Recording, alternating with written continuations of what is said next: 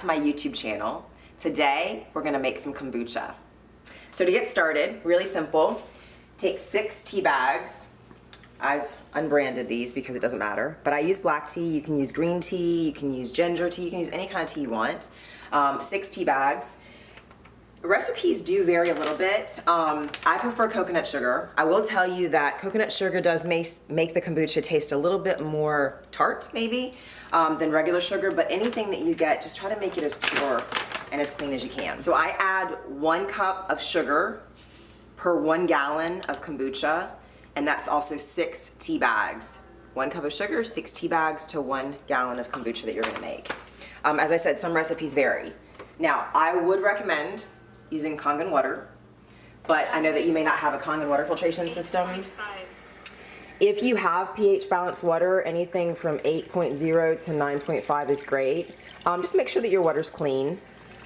I don't measure the water that I'm putting in here because you can add additional water after you've boiled your tea. But I fill it up about halfway. And after we fill up the water, we'll clearly put it over on the stove and let the tea start cooking while we start to work on the other processes of making kombucha. I will tell you, it's not as intimidating to start making your own kombucha as it might at first seem. But what I will say is gonna make your life so much easier is to have a process. And part of what we're doing today in this video is to show you how simple you can make your process, just a couple steps. So when you prepare your pot, get out your sugar, get your 6 tea bags, and I'll show you along the way. So now we're gonna take this over here. Okay guys, so now we're gonna turn on the stove, and honestly, I just let this be pretty much the entire time that I'm finishing the rest of the processes for bottling my kombucha and getting this ready. Now, once you finish letting the tea brew, I really recommend that you let it sit until it's completely cool before you put it in your glass jar to make your kombucha. So now the fun part happens. We get to play with our SCOBY. I am very diligent when I'm working with my kombucha to wash and wash and wash my hands pretty much every step of the way. So just pause after you set up your tea on the stove and just wash your hands really good, guys. Then we are going to take our gorgeous fungus, and this one's a queen. She's pretty large. They continue to grow and grow and grow. And this is where you find a friend who makes their own kombucha and you ask them for a baby SCOBY. You can have your own starter SCOBY.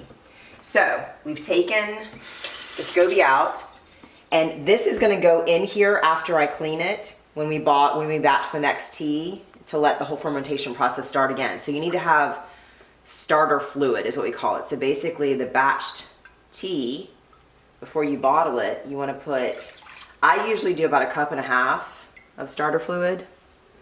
And we just put this in our glass. And that's it. So now we're gonna take this over and we're gonna sit it down.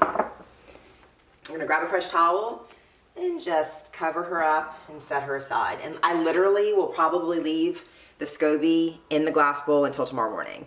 I learned the hard way. I used to make copious amounts of kombucha, and I'd have 2 2-gallon glass jars with 2 1-gallon glass jars, and I brought my hot tea over and had done it 100 times and put it in my glass jar, and the glass jar literally cracked all the way around the bottom, and it gave me a 2nd-degree burn on my leg because I was standing like this as I poured the tea in.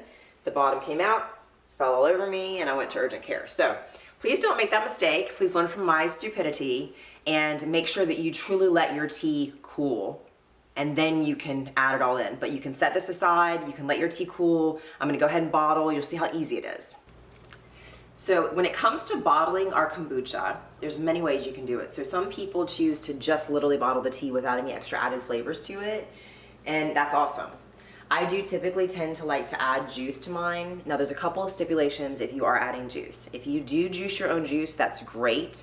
There are also some schools of thought that say once you bottle your kombucha with the juice, to let it sit out on the counter and ferment for a little bit longer. I don't do that, but you're welcome to, especially if you want to play with it. I will just recommend that if you juice your own juice, definitely do not let it sit out and ferment a little bit longer, because you could have a kitchen explosion, which I learned the hard way. So I digress. I today am just using a not from concentrate, 100% cold pressed juice. This is just a mix of several different juices, but I really love this brand, and their mulberry juice is pretty divine. So anyway, as long as it's not from concentrate, you're good with any of these juices. Organic is best. And what we're going to do per 16-ounce bottle, and you may choose to put them in large bottles, you can do the math, but per 16-ounce bottle, I'm gonna add 1/4 of a cup or 2 ounces. So per 16 ounces, 2 of those ounces are fruit juice, then the remaining 14 ounces are your kombucha. I have this trusty little funnel, and I really recommend you purchase one. I've had this for a really long time, but I can't imagine you can't find it. I'm sure you can find it on Amazon. So it's really easy. So take your bottle in your sink, put your funnel inside the lid. So here are our bottles completely full. 1 gallon of kombucha, taking out a cup or so of starter fluid, typically yields 6 16-ounce bottles of kombucha, or 5 16-ounce bottles and 2 8-ounce bottles. And there you go.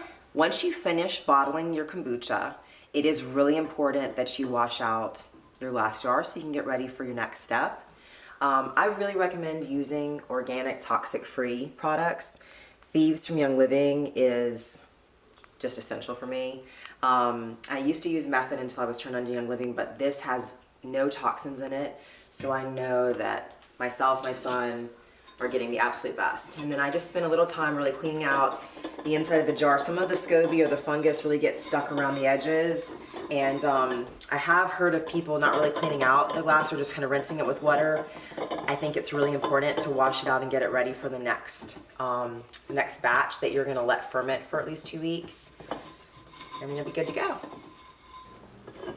So now I have bottled all of the kombucha. The tea is done, it's cooling on the stove. I've washed my 1 gallon glass jar, and my kombucha, my SCOBY is chilling in the starter fluid, just hanging out ready for everything to be put together.